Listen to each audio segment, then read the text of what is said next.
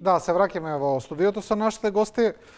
Професорот Цонев, она пред малку кажа и професорот Дружин во однос на усвојувањето на преговарачката рамка, сите земји членки на Европската унија беа против ставот на Бугарија, тоа го кажа јасно, единствено Бугарија беше против усвојување на преговарачка рамка за Северна Македонија, а ден пред тоа премиерот Заев беше во Берлин, каде што ја прими наградата Фридрих Еберт. И сега таму беше и Михаел Рот, и Хајко Мас му ја враче наградата, а се обрати и Урсула фон дер Лајен. Интересно е што тоа се случи ден пред одржувањето на министерската конференција, што многу аналитичари го протолкуваа како еден своевиден шамар за бугарската дипломатија. Како вие гледате на тоа? Бидејќи германците остануваат цврсто на ставот дека земјава треба да ги почне преговорите, исто така многу директно и велат на Софија дека билатералниот спор не треба да влезе во преговарачката рамка. Да.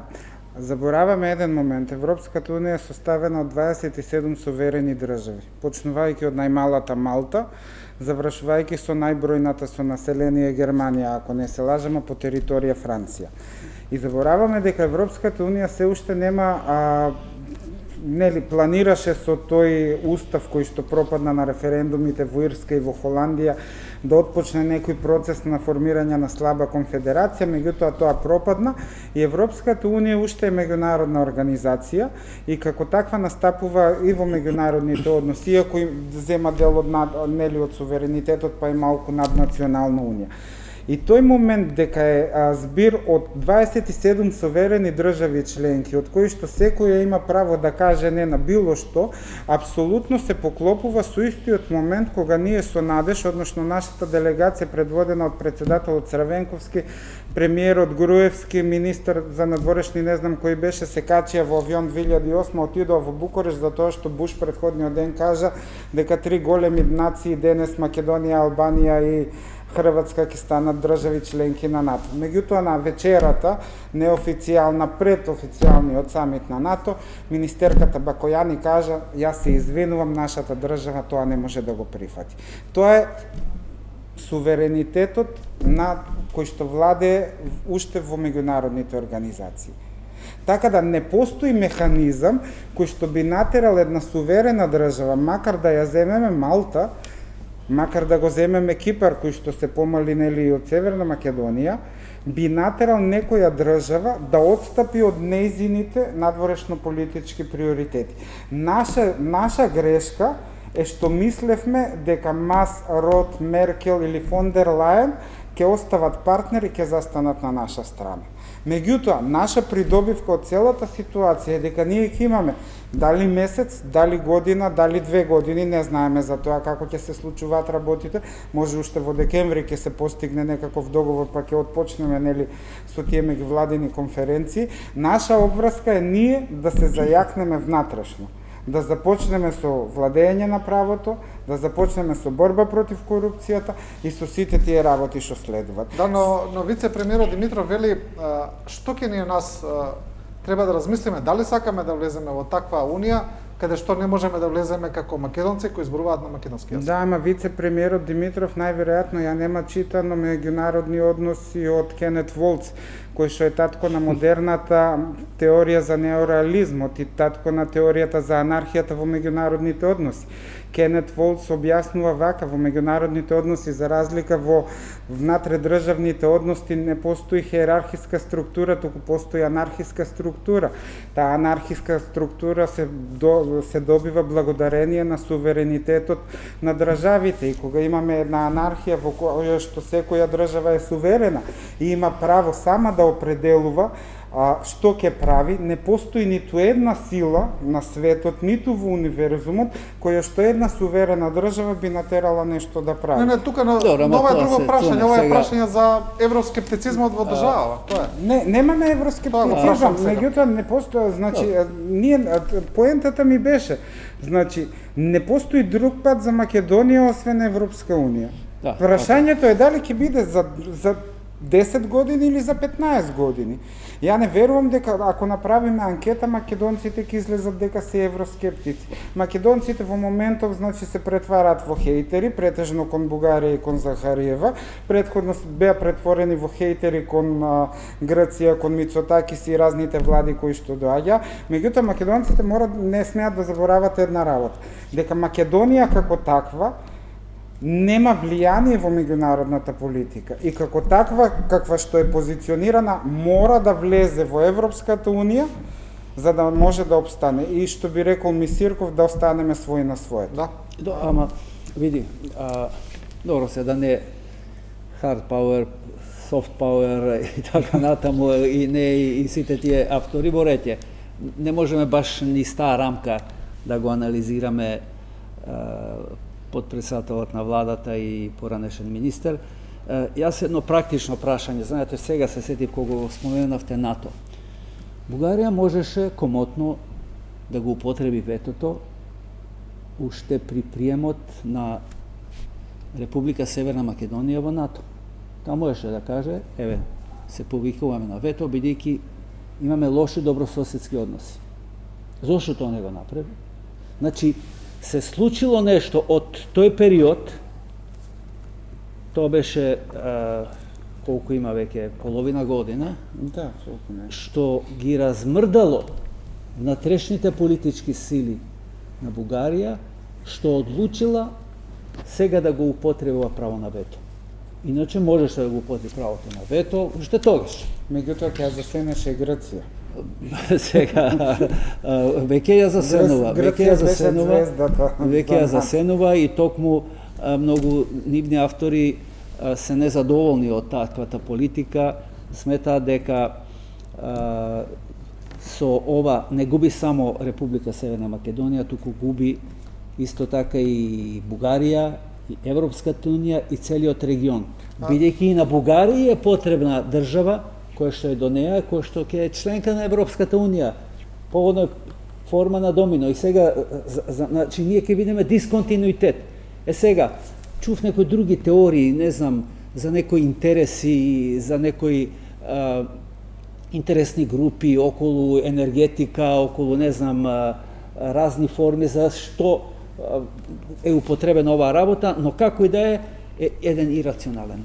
Професоре, вие пред малку ми кажавте дека не верувате многу во таа теза во однос на тие други интереси, но еве вака, да речеме тоа евентуално руско влијание, навистина тоа е во домен на само на некаква теорија на завери, тоа е рече се невозможно докажливо и веројатно малку веројатно, да речеме, но после ветото на Макрон излезе онаа приказна за реализирање на планот на Митеран за тие три слоја на Европа, за тоа редефинирање на Европа, Европа на посилните богати држави, па уште еден слој и на крај трет тој надворешен слој во кој спаѓа и Балканот.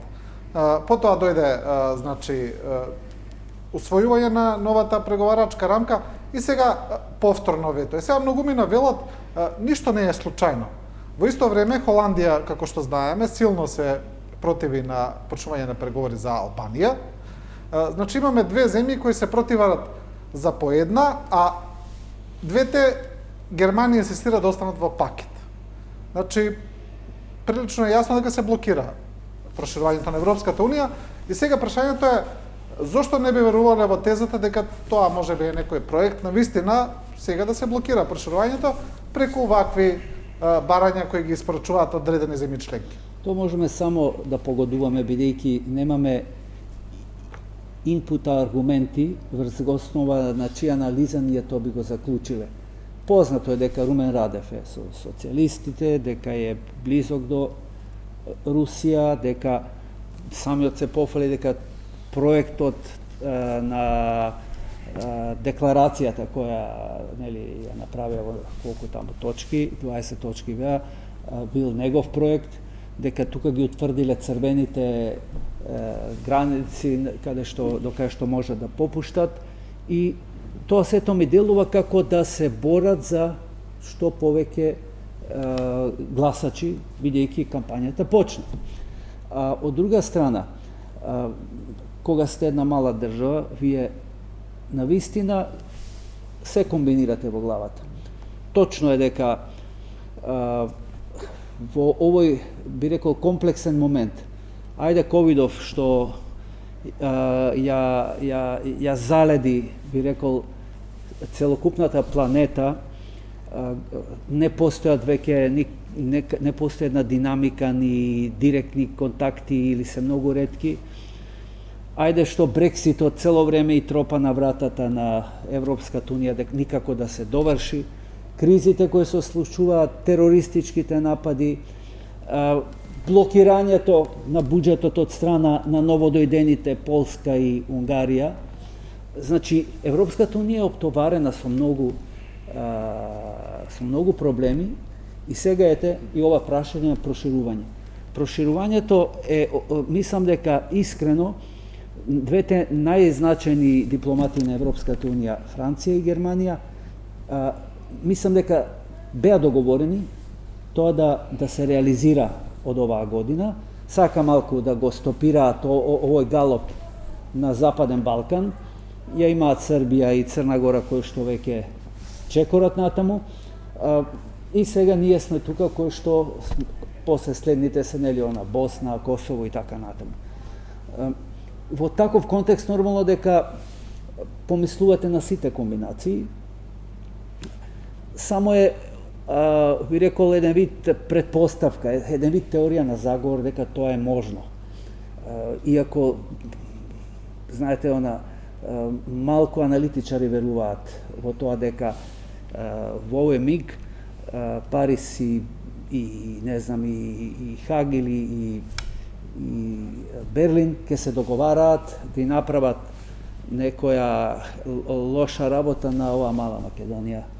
И затоа мислам дека тоа не е баш една реална опција, но секако како аналитичари мораме да земеме предвид. Секако ја поставуваме како хипотеза. Значи не е потврдена. Тоа исто хипотезата дека србите ќе земат пари од Косово или промена на територии и така натаму, меѓутоа против тоа не бива. Значи хипотезите се можни во меѓународните односи, бидејќи во таа, би рекол, анархија на разни сили кои што владеат во разни правци, некојаш се случува и тоа. Тајна дипломатија, тајни преговори и така натаму. За жал, јас мисля дека овие тајни преговори, ова кога отиде Заев да ја прими наградата, дека практично оди таму со цел да му се соопшти нешто позитивно дека ќе се реши проблемот, но самиот чин што за време на конференцијата на Берлинскиот процес во Софија, Меркел кажа една просто процесирана реченица: снајдете се, договорете се. Мислам дека можеби не ја сваќаат длабочината на овој проблем и затоа тоа ни дава уште надеж дека може нешто се направи. Да, немаме, рече сме на крај, професор Цонев, ве молам само за кратко мислење во однос на ова и вие што го зборувавте цело време како функционира Европската унија. Значи, Полска и Унгарија веќе го блокираат донесувањето на новиот буџет. Во Бундестагот почнува отворено да се збори за менувањето на правилото за консензус. Мислите ли дека тоа правило ќе може да остане уште долго, бидејќи вака секоја членка може да блокира било што во Унијата, се работи за членки кои се навистина неравноправни во однос на економиите, на бројот на жители, па сега ако да речеме Германија и Франција ги даваат сите пари, Малта може да го блокира буџетот, навистина е малку апсурдно, нели?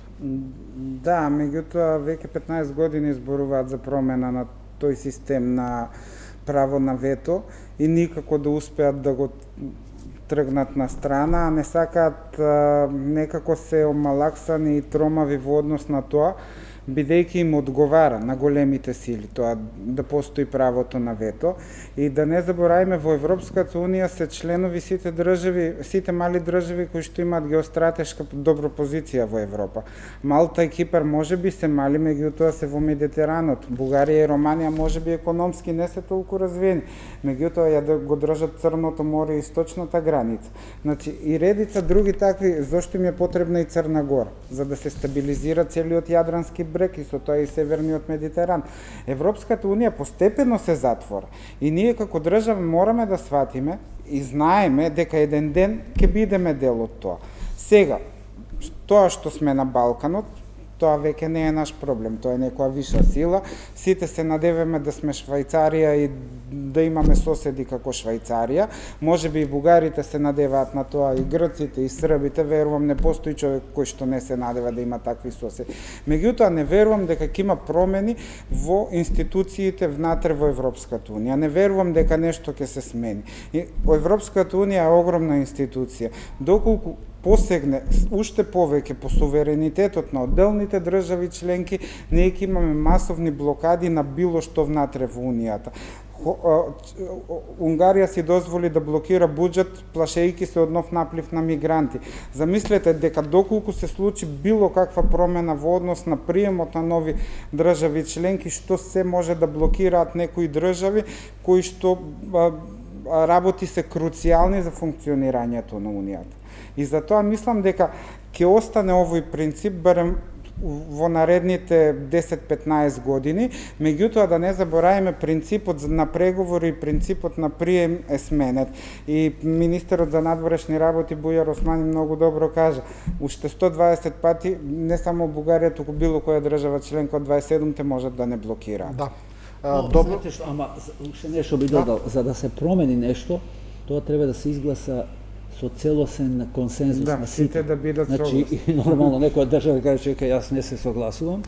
А втора работа, тоа би било пак многу полесно, бидејќи ќе кажат, абе ние се направивме, ама овие не изгласа, така што тоа е на затворен круг кој што е као принципот на американскиот сенат. Секоја држава има по 2 сенатори. Која полза и влијание ќе го има Луксембург ако нема право на вето во Унијата? А Луксембург е најбогата држава во свет. Да. Почитуваме ви и благодарам на двајцата за гостувањето. Вие, почитувани гледачи, следевте уште една анализа на телевизија 24. Останете во добро здравје и останете да ја следите програмата на телевизија 24.